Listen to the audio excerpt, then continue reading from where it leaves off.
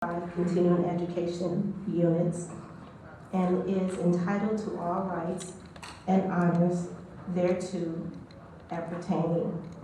And it is witnessed by Dr. Bazuna, the director, the dean, Aduka from the School of Business, and President Lucille Marget. So this will be the second certificate that they received tonight. And at this point, I will turn it over to our Assistant Director, Tina Gardner, and our Program Assistant, Amari Johnson.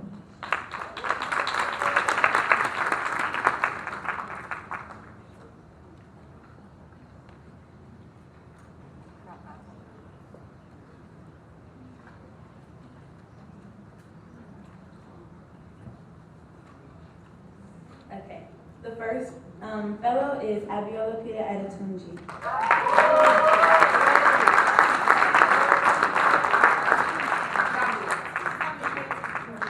Alexandra Inshimamane.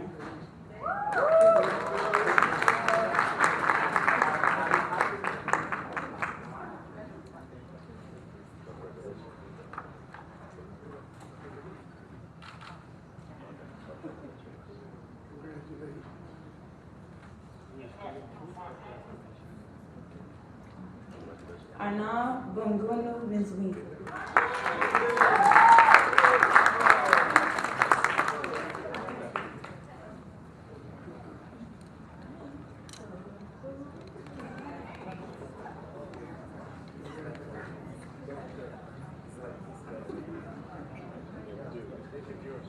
Audrey Charawanyika.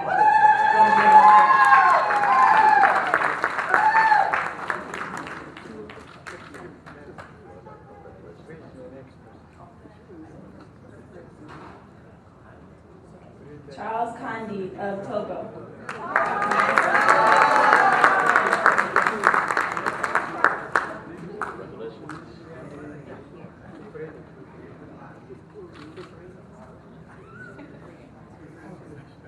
Chiesa Makwara from Zimbabwe. Corinne Husu from Benin.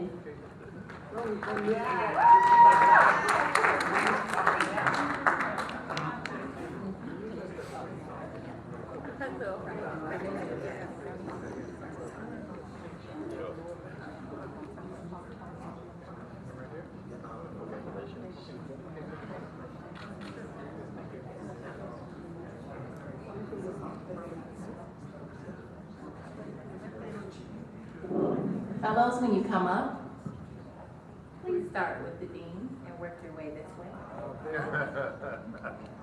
Elizola Hudson from Madagascar.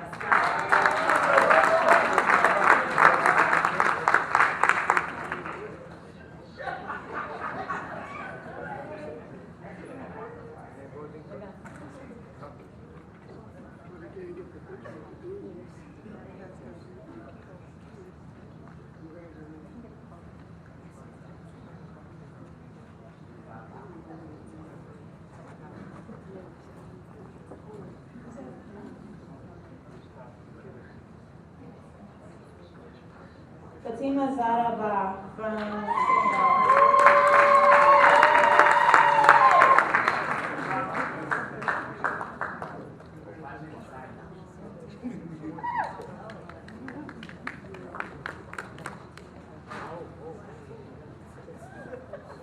Fatimata Badi from Guinea.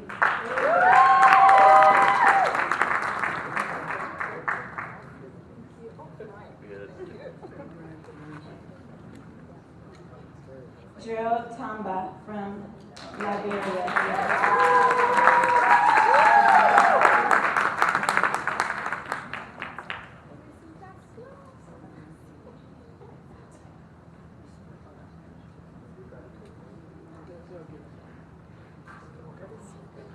Kelabogili Rosebud Eleanor Rosa Macapella.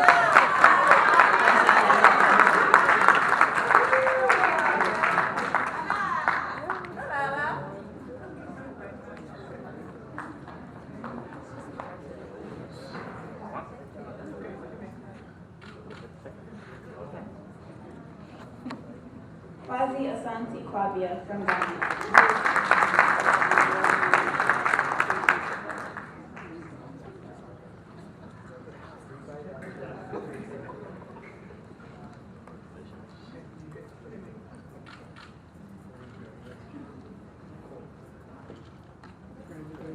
Lamin Jevnet from the Gambia.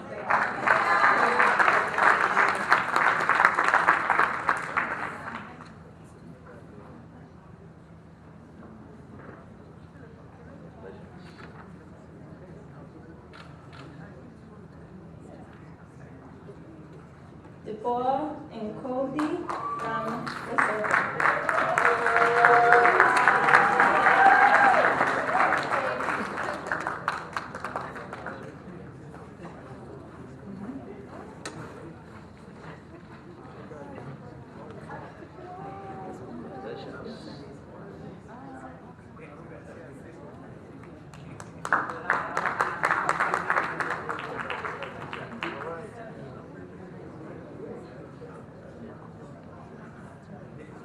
Maimona Kita.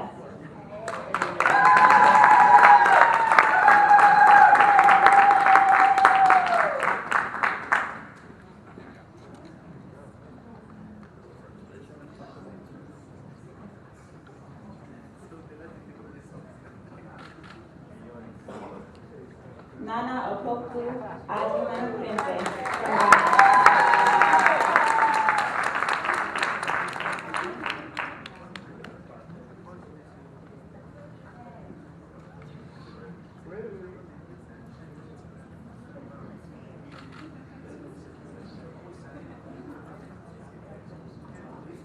Naturally Tootie from Cameroon.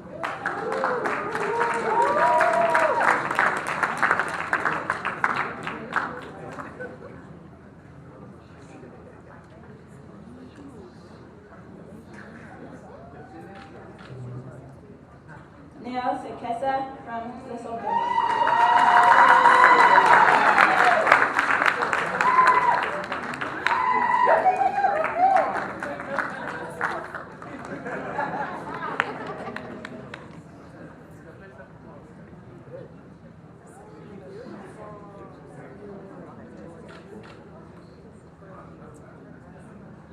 Nene Kita from Mali.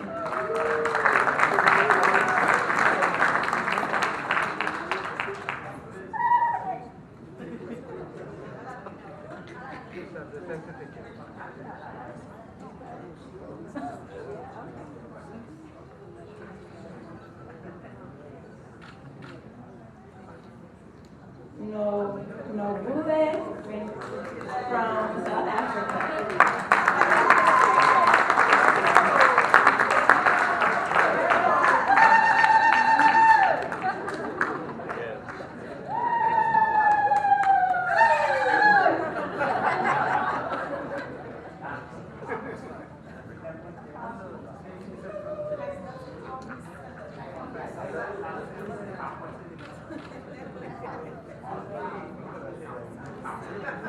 Nathenge Kenyoro from Kenya.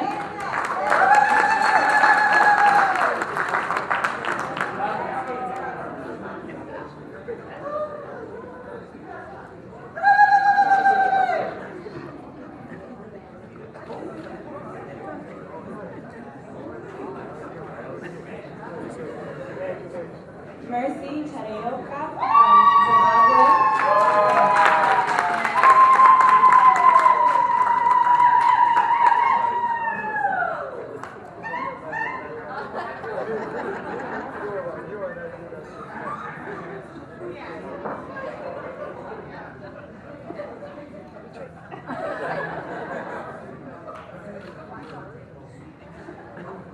Serge Kaiji Mai from Congo.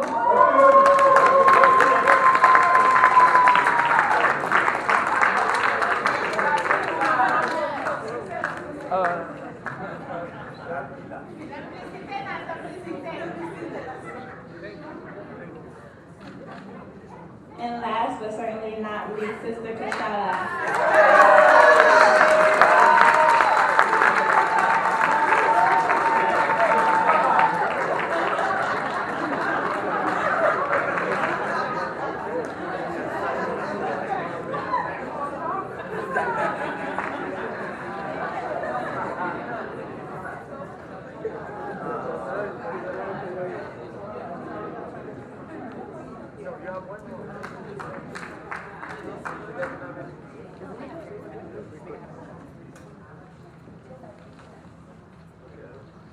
Let's give them all a round of applause.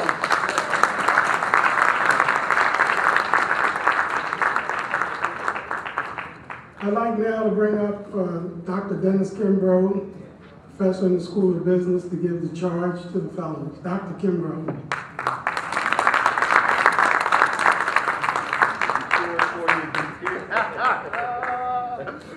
Let you bring up all the remarks. You want me to give him a charge? Yali! Yeah! Oh my goodness. Teachers teach, painters paint. Yeah,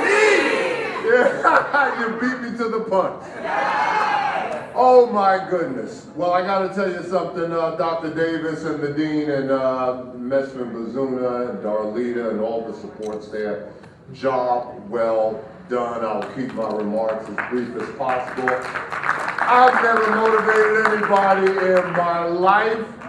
There are only two requirements of motivation. As you know, motivation is an inside job. Number one, make a decision. Number two, after you made the decision, never allow a exception to occur. So having done that, I've had the pleasure of having you for 2 sessions, 6 hours. So we need a little self-evaluation. Leadership 101. I hope you took good notes. Number one, do I cast a vision and set direction? Number two, do I achieve results with others? Number three, do I lead well in a crisis? Number four, do I build and gain consensus? Number five, do I recreate myself in my organization when needed? And number six, do I make things happen? Well, the bottom line here is I want to give you something, and I hope you upload it on your mental hardware. I know that many of you got entrepreneurial desires and businesses and all types of goals and objectives and want to take your business and your bottom line to the next level, Yali. But I hope it became crystal clear in the 6 weeks that you were with us that this program really isn't about cash. I hope your bottom line does well, but it's a little bit more than that. It's not about cash, it's about courage. And when I say courage, I mean courage to lead the life that you were charged to lead. Now you'll get a chance to go back to your homeland, and as I said in our session, what do we know about Africa now? 1.1 billion people and 40% are age 17 or younger. And that means that we've got a lot of learning and growing to do. So it takes courage to live the well-meaning life. I want you to upload this and make sure that you get this book and read it. Several years ago, a woman by the name of Emily Smith gave a TED Talk. And we're talking millions of views. And what she did, she went around the country interviewing peak performers, a lot of them business owners, corporate CEOs, and the like. And her theme was crafting the well-meaning, meaningful life. And she came up with 4 pillars of the well-meaningful, well-crafted, meaningful life. Number 1, a sense of belonging to the community. In other words, this party is just not about you, it's about others. It's about making a difference. Number 2, a long-term objective of giving back, taking that baton and passing it on to the next individual. Number 3, according to Emily Smith, sharing your story. Telling your story, but make sure that you tell your story well. You heard me say in today's session, everybody's got a someplace, and everybody starts off at someplace. And as Tyler Perry said in the video that we saw, helping somebody get across. Well, this is a part of your someplace. And then last but not least, living a spiritual experience, and we are all interconnected. And according to Emily Smith, we are all one. We are all spiritual beings, came from the same source, and we're all going the same place. So what does that mean? He says, I don't care what religion or what faith or whatever, we can all be inspired by each other. She goes on to say, you don't need to be a Christian to be inspired by the holiest day of the Christian calendar, which is Easter weekend, Easter Sunday. Goes on to say, you don't need to be a Muslim to be inspired by the holiest day in the Muslim calendar, which is Ramadan, and you don't need to be Jewish or follow the Jewish faith to be inspired by the holiest day on the Jewish calendar, which is Yom Kippur. We are all one. So I say that to say this. Here's the question. When it's all said and done, what will others say about you? Well, I've been pretty successful over the course of my life, but I hope that my life has meaning and purpose. I had an opportunity to speak damn near all over the world, but what is ironic, my mother, who I shared with you, a woman with a 7th grade education who was a nanny, took care of wealthy white children, never heard me speak. She hung on just long enough for me to finish my first book. Didn't even know that it became a bestseller. Why? Because right after the book was released, she came down with a virulent strain of cancer. And her days were numbered, and when I took this position back in '92 here at CAU, my colleagues didn't know it, but my mother was in a hospice. Me and my older brother took care of her as long as we could, but she needed 24-hour care and the like, and she was in a hospice, and I was working on my second book, Daily Motivations, Affirmations, Success for African Americans. And I was writing that book, and after class, I'd run out to the airport, get on a plane, and fly up and spend the weekend with my mother in the hospice, and I'd walk in the room. She didn't even know I was in the room, and I would lay in the bed with her. Well, I wrote this passage, and so apropos about living the well-meaning life. And this day is December 30th, and I'm sitting in that room with my mother, and I'm on the bed, and they had a picture in her room of an individual walking through the woods and enjoying the day in the moment, picking up the colorful leaves because it was during fall, and the picture had just a peaceful setting, and I tried to capture the moment, what was going through my mind. And so I wrote this passage as I closed down my little talk, and I used a quote from Chancellor Williams, the famed author and historian, African-American, who said, "The only reason why I'm here is because somebody held on." For those of you who mistakenly believe that you live and succeed alone, you may want to listen closely. A 30-year-old mother was told she was in advanced stage of terminal cancer. One doctor advised her to spend her remaining days enjoying herself on the beaches of southern Florida. A second physician, well, he offered the hope of living 2 to 4 years with the grueling side effects of chemotherapy and radiation treatment. She made her decision and notified her small children in a moving letter, and I quote, "I've chosen to try to survive for you. This choice will have some horrible costs, including pain, loss of my sense of humor, and moods I won't be able to control. But I must try to bear this, if only